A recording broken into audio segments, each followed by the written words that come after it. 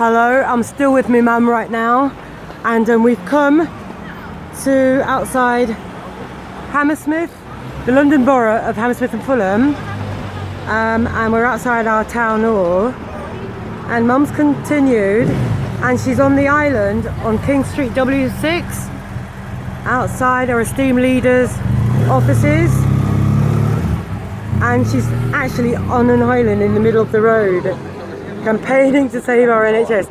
This is not a joke, people. Please, please, please, please tell your family, tell your friends. It's being stolen for us.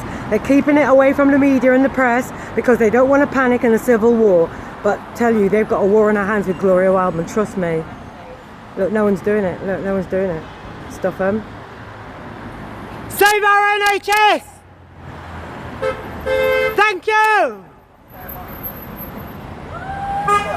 Save our NHS! Honk to save our NHS! They're stealing it from us!